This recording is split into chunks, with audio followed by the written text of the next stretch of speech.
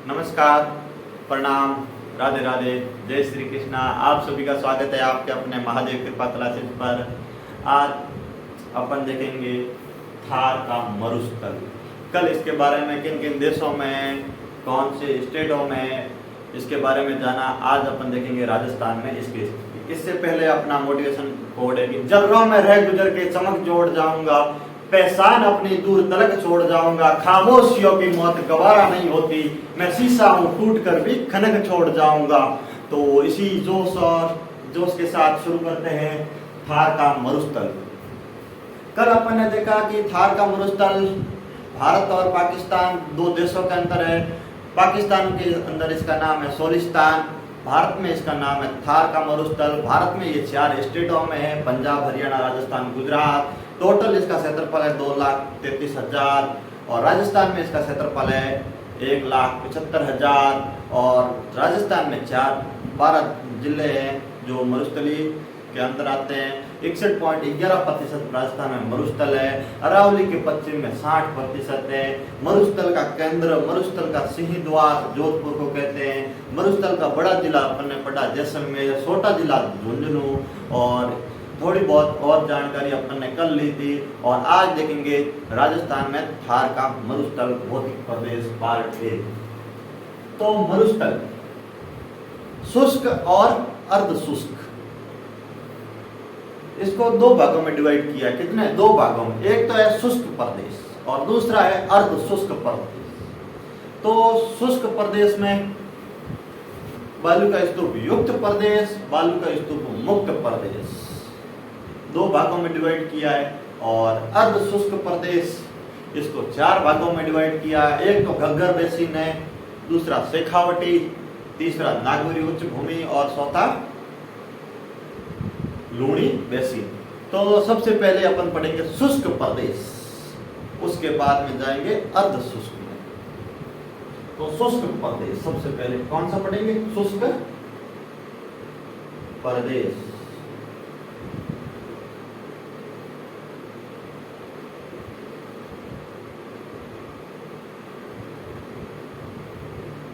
शुष्क प्रदेश के अंदर एक तो आता है बालू का स्तूप युक्त। क्या आता है? बालू का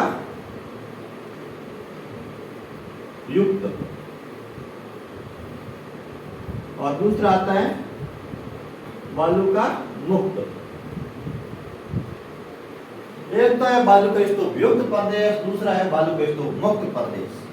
तो पहले अपन पढ़ेंगे बालू का स्तूप युक्त प्रदेश, यानी कि बालू का मतलब धोरे कहां तक हैं। तो सबसे पहले बालू का स्तूप युक्त प्रदेश अपन जानेंगे।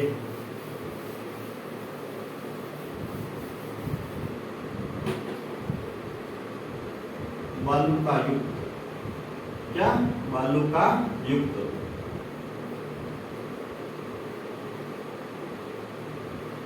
सबसे ज्यादा बालू का स्तूपों का निर्माण है वो कौन से महीनों में होता है? मार्च और जुलाई। कौन से महीनों में? मार्च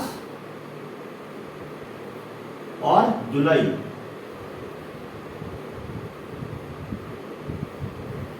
बालू का स्तूपों का जो निर्माण होता है वो तो मार्च और जुलाई। और मरुस्थल का विस्तार क्या कहलाता है? मरुस्थल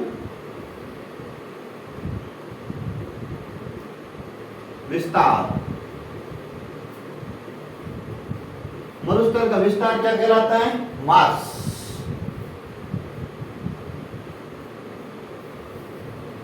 मरुस्थल का विस्तार है जो मरुस्थल का अब देखा जाए तो क्वेश्चन आ सकता है कि मरुस्थल का मार्च किसे कहते हैं, यानी कि मरुस्थल का विस्तार होना, यही मरुस्थल का मार्च है। और दूसरा है कि सबसे ज्यादा मरुस्थल के मार्च के लिए प्रसिद्ध, सर्वाधिक मरुस्थल का मार्च कहाँ होता है? नाचना गांव में। कहाँ पर? नाचना में। और एक गांव है सम। कौन सा? सम। बिल्कुल धोरे ही धोरे। वहां पर अपन को कोई भी झाड़ी देखने को नहीं मिलेगी। मरुस्थल का एकमात्र ऐसा गांव है वनस्पति रहित। सम क्या है? वनस्पति रहित। वनस्पति रहित। सम है जो एकमात्र राजस्थान का गांव है जो है वनस्पति रहित और मरुस्थल के मांस के लिए नाचना प्रसिद्ध है। और दूसरा अपना टॉपिक है कि धोरों को जैसलमेर में क्या कहते हैं स्थानीय भाषा में? धोरे। धोरे धोरों को स्थानीय भाषा में क्या कहते हैं? धरियन। क्या? धरियन। धरियन। धोरों को स्थानीय भाषा में क्या कहते हैं? धरियन। मरुस्थल का मार्स नाचना गांव और वनस्पति रहित सम। तो अब देखेंगे हम बालू का स्तूप युक्त प्रदेश के अंदर कौन कौन से बालू का स्तूप आते हैं।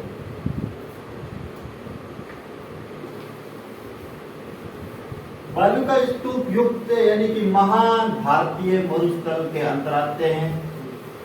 किसके अंदर? महान भारतीय मरुस्थल। कौन से भाग के अंदर? महान भारतीय मरुस्थल। महान भारतीय मरुस्थल बालू का स्तूप का भाग आता है। और दूसरा इसके अंदर है अनुप्रस्थ। कौन सा भाग? अनुप्रस्थ।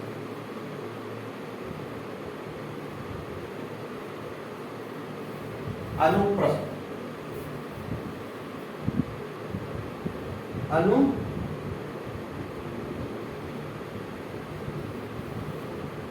अनु दे दीजिए। पैराबोलिक।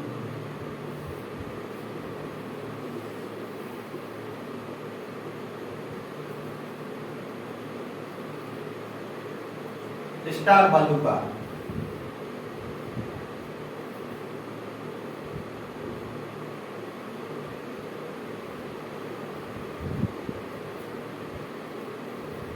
नेटवर्क। अवरोधी।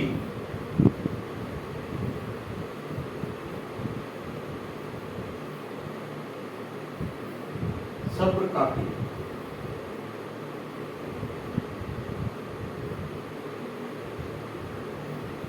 और कोई रहा तो नहीं गया?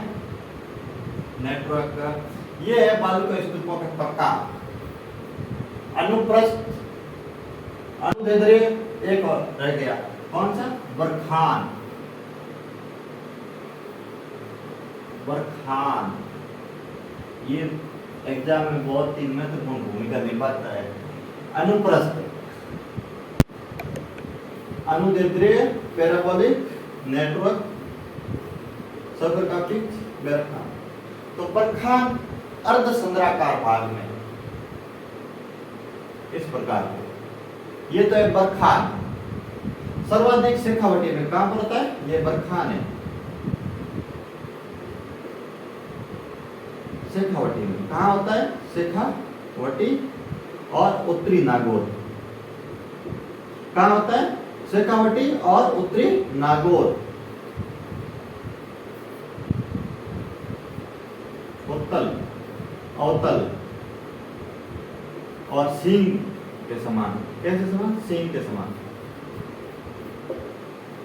ये तो है बरखान। अब देखो अर्धचंद्राकार बरखान भी बोलते हैं, बरसान भी बोलते हैं इसको।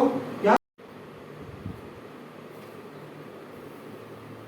अनुप्रस्थ, अनुदैर्ध्य, पैराबोलिक, स्टार, नेटवर्क, अवरोधी, सब्रकाफी, बरखान। बरखान को अपन ने देखा, बरखान के तीन नाम मिलते हैं। कितने?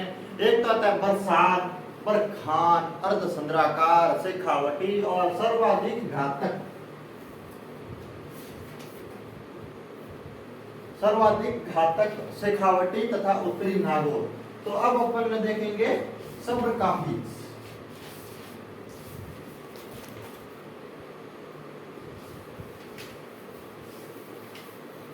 सब्रकाफी, सब्र ये जो छोटी छोटी झाड़ियों के पीछे बने होते हैं इस प्रकार से, झाड़ियों के पीछे, झाड़ियों के भीतर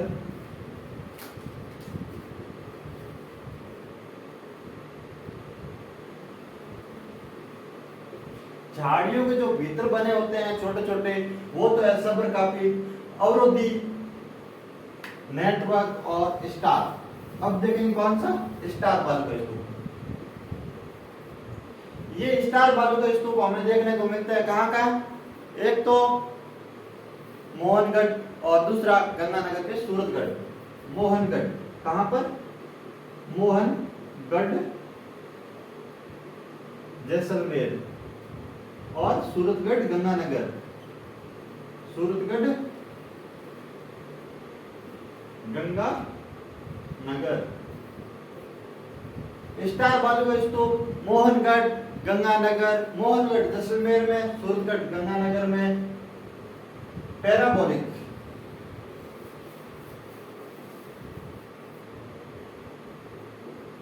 पैराबोलिक,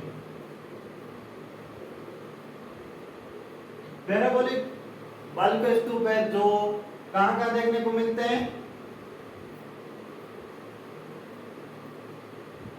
यू आकार के। कैसे आकार है इनका, यू आकार। महिलाओं के हेयर पिन,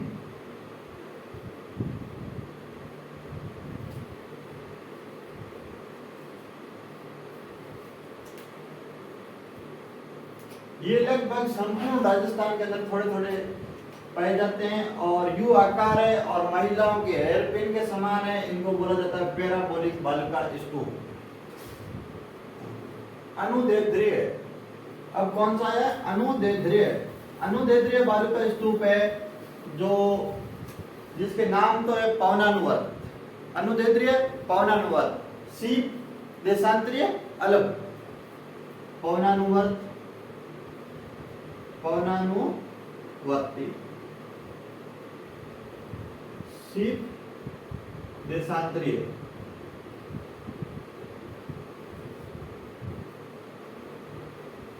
और अनुदैर्ध्य, अनुदैर्ध्य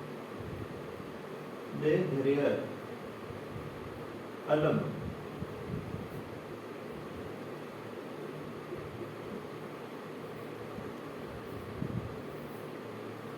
ये इस प्रकार बने होते हैं पवनानुवर्त, यानी कि हवा के समानांतर, हवा के समानांतर, हवा के समानांतर अनुदैर्ध्य, सीप अल्प देशांतरीय और अनुदैर्ध्य बालू का स्तूप है जो हवा के समानांतर। और दूसरी बात, जो इसके बीच की जगह है, ये क्या कहलाती है, कॉरिडोर या कारवा, कॉरिडोर कारवा। सहारा मरुस्थल में इसे कहते हैं इर्ग। पवनानुवर्त, सीप देशांतरीय, अनुदैर्ध्य अल्प। अब पीछे बसा अनुप्रस्थ, जो पवन के आरडी रेखा में, कैसे आरडे बने होते हैं इस प्रकार। ये तो हो गया अनुप्रस्थ, अनुदैर्ध्य, पैराबोलिक, स्टार, नेटवर्क, सब्रकाफी और बरखान। ये हो गए बालू के स्तूप युक्त प्रदेश में। और सर्वाधिक बालू का स्तूप है जो जैसलमेर, सभी प्रकार के, यानी कि जैसलमेर और जोधपुर में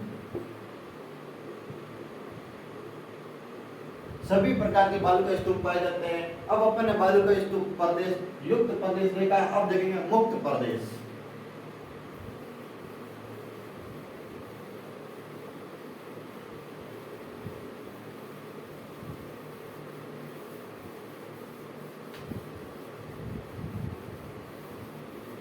बालू का स्तूप मुक्त, मुक्त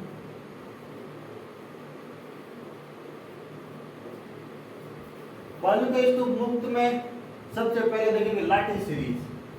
क्या, लाठी सीरीज। भूगर्भीय जल पट्टी,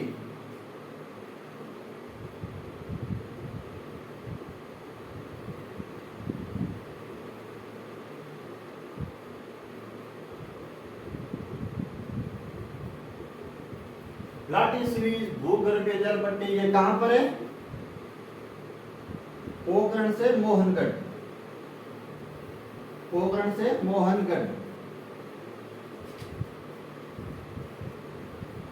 लाठी सीरीज भूगर्भीय जल पट्टी है, पोखरण से मोहनगढ़, और इसी के पास क्या बना हुआ है, सांदन नलकूप। क्या बना हुआ है, सांदन नलकूप। जैसलमेर में ही एक जगह है चांदन, वहां पर क्या बना है, इस भूगर्भीय जल पट्टी पर चांदन नलकूप। कहते हैं कि सरस्वती नदी का बहाव क्षेत्र है यहाँ पर। क्या है, सरस्वती नदी का बहाव क्षेत्र। सरस्वती नदी का बहाव क्षेत्र है, चांदन नलकूप यहाँ पर है, जिसे क्या कहते हैं, थार का घड़ा। क्या, थार का घड़ा।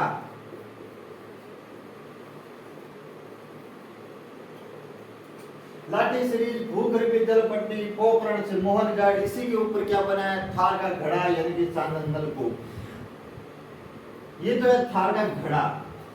अब है थार का जल महल। क्या, थार का जल महल।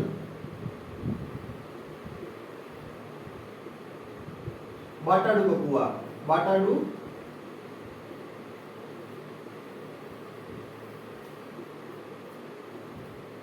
थार का घड़ा, सांदन नलकूप, थार का जल महल यानी कि रेगिस्तान का जल महल, बाटाडू का कुआं, थार की वैष्णो तनोट माता है, और राजस्थान की वैष्णो अब्रुता माता सिरोही।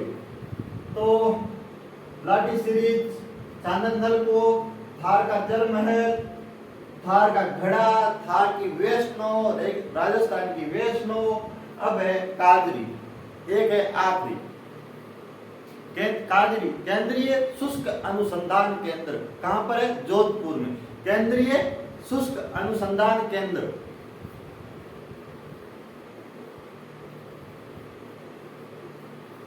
काजरी केंद्रीय शुष्क अनुसंधान केंद्र, अंग्रेजी में central arid zone research institute. Central arid zone research institute, central arid zone research institute, केंद्रीय शुष्क अनुसंधान केंद्र। कहां पर है, जोधपुर। और एक यहाँ पर है भालुका स्तूप मुक्त में अंकलवुड फैसिल पार्क। अंकलवुड ये कहां पर बना है,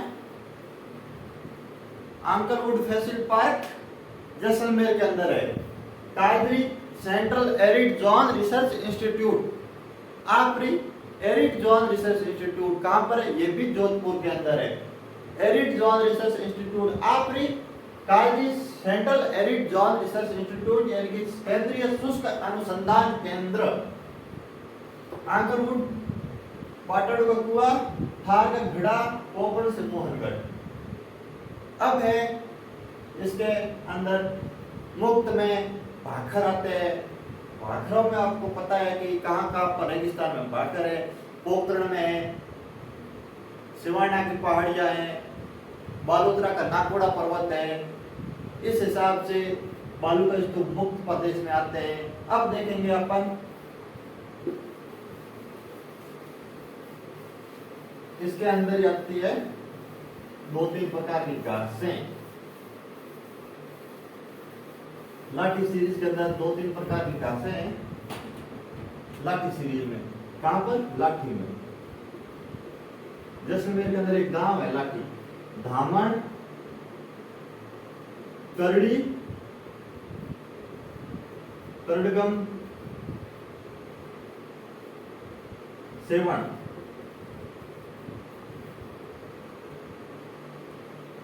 धामण, करड़ी, तड़गम, सेवण।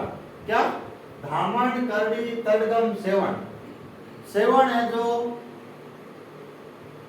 किसकी प्रजनन स्थिति है, गोडावण की। गोडावण राज्य पक्षी, प्रजनन स्थली सेवण। और पौष्टिक घास, पौष्टिक क्या है, मुरा।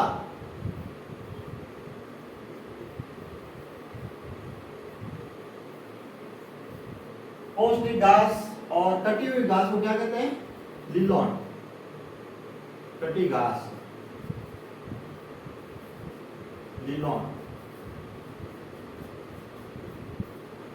तेजा जी की घोड़ी का नाम क्या है, लीलन, और ये है कटी हुई घास, लिलोन। लिलोन और लीलन धामण, करड़ी, दलगम, सेवण, पौष्टिक घास, मुराल, और इसी के अंदर एक पाया जाता है कौन सा सांप? पीवड़ा।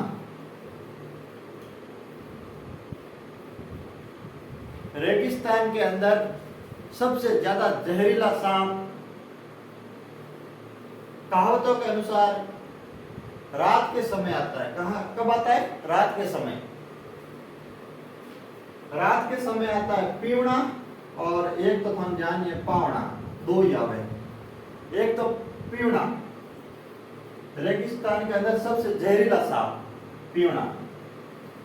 पौष्टिक घास मुराल, धामण, करड़ी, दलगम, सेवण, और कटी हुई घास लिलोन। तो ये तो बालू का स्तूप मुक्त प्रदेश। अब देखेंगे अर्ध शुष्क प्रदेश। इससे पहले अपन क्या देखेंगे? शुष्क और अर्ध शुष्क को दो भागों में बांटने वाली वर्षा रेखा, यानी कि 25 सेंटीमीटर वर्षा रेखा। कौन सी वर्षा रेखा है? 25 सेंटीमीटर वर्षा रेखा। ये रेगिस्तान को दो भागों में बांटती है, एक तो शुष्क मरुस्थल और एक अर्ध शुष्क मरुस्थल। तो शुष्क मरुस्थल में अपन देखा बालू का स्तूप युक्त प्रदेश, बालू का स्तूप मुक्त प्रदेश। अब देखेंगे अर्ध शुष्क प्रदेश।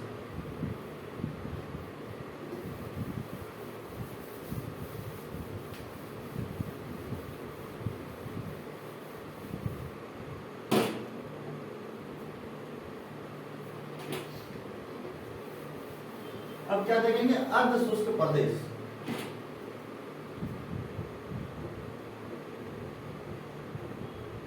अर्ध शुष्क प्रदेश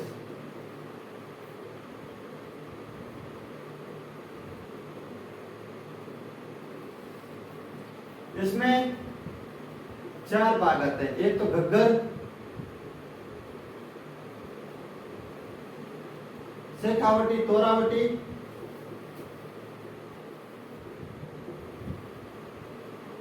नागौरी उच्च भूमि, और एक आती है लूणी।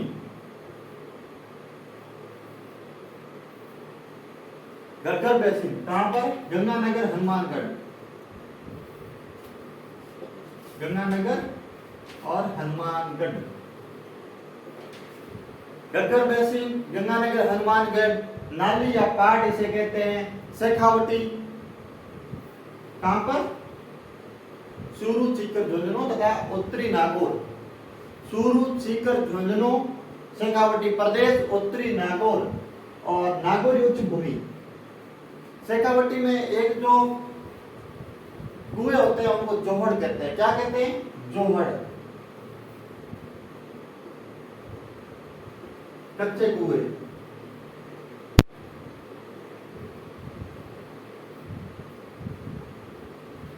शेखावटी में जो कच्चे कुएं होते हैं उनको जोहड़ कहते हैं, और जोहड़ के गहरे भाग को क्या कहते हैं? सोभी। क्या? सोभी। जोहड़ के गहरे भाग को सोभी। और जयपुर में क्या कहते हैं? बेर बावड़ी। जयपुर बेर बावड़ी। क्या कहते हैं? बेर बावड़ी। एक तो है खादर और दूसरा है बांगर। एक उपजाऊ मिट्टी और एक अनुपजाऊ मिट्टी। ये है खादर और बांगर में अंतर। उपजाऊ मिट्टी और अनुपजाऊ मिट्टी। शेखावटी में क्या क्या आता है? चूरू, सीकर, झुंझुनू, उत्तरी नागौर। कच्चे कुएं जोहड़। जोहड़ के गहरे भाग को सोपी। खादर, बांगर। एक उपजाऊ मिट्टी, एक अनुपजाऊ मिट्टी, और दूसरा है जयपुर में इन्हें बेर बावड़ी कहते हैं, और शेखावटी कंप्लीट। अब है नागौरी उच्च भूमि। नागौरी उच्च भूमि किससे बनी? फ्लोरोसिस्ट। तो यहाँ पर वो हो गया नमक वाला कुबड़ पट्टी। माइकोसिस्ट चट्टानों से। किससे बनी है? माइकोसिस्ट।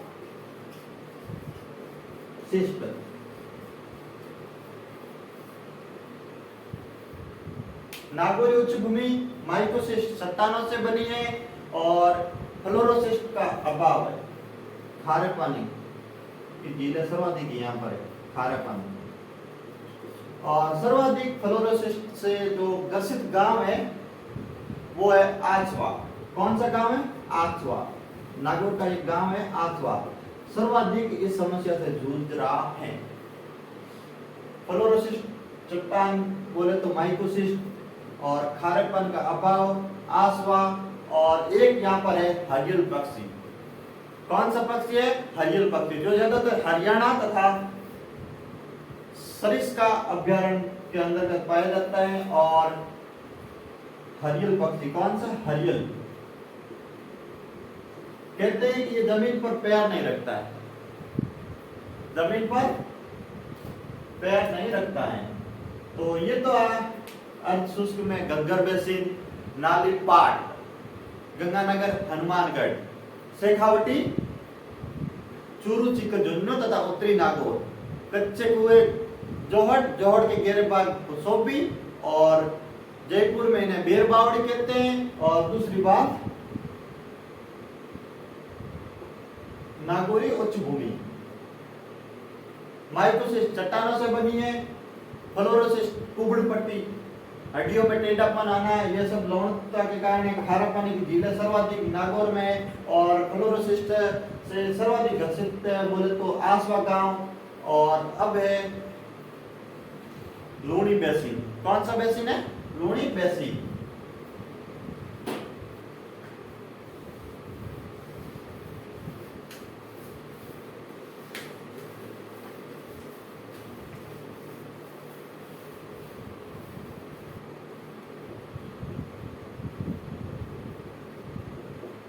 लूणी बेसिन, लूणी बेसिन किन किन जिलों में? सबसे पहले तो अजमेर, अजमेर के बाद पाली, जोधपुर, बाड़मेर, जालोर। अजमेर, पाली, जोधपुर और नागौर। अजमेर, नागौर, पाली, जोधपुर, बाड़मेर, जालोर, सब जिलों में इसका प्रवाह क्षेत्र है। और लूणी बेसिन जो 35,000 किलोमीटर, 35,000 किलोमीटर, कितने किलोमीटर में फैला क्षेत्र है? 35,000 किलोमीटर। और पूरी भाग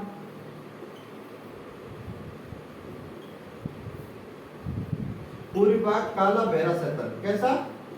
काला भेरा क्षेत्र। अजमेर, पाली, जोधपुर, बाड़मेर, जालोर, नागौर 35,000 किलोमीटर में फैला है। पूर्वी में काला भेरा क्षेत्र। और नाकोड़ा पर्वत, कौन सा पर्वत? नाकोड़ा। नाकोड़ा कहां पर है? बाड़मेर में। जैनियों का तीर्थ स्थल, जैनियों का तीर्थ। लूणी बेसिन अजमेर, पाली, जोधपुर, नागौर और जालोर 35,000 किलोमीटर में। काला भेरा क्षेत्र पूर्वी, नाकोड़ा पर्वत बाड़मेर में, जैनियों का तीर्थ स्थल। और एक आता है 56 का मैदान। कौन सा मैदान? 56 का मैदान। 56 का मैदान तो बांसवाड़ा और प्रतापगढ़। और यहाँ पर है 56 की पहाड़ियां।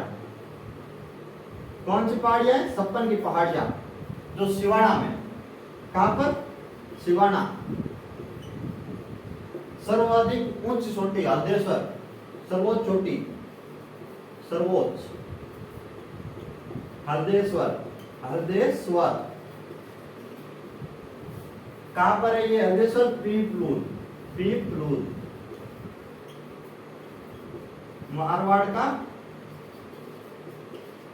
राजस्थान का बोले तो लघु माउंट आबू, मारवाड़ का, बाड़मेर का लघु माउंट आबू, माउंट आबू, बाड़मेर, लघु माउंट आबू, पीपलूर, सर्वोच्च हरदेश्वर, 56 की पहाड़ियां सिवाना में। और दूसरी बात है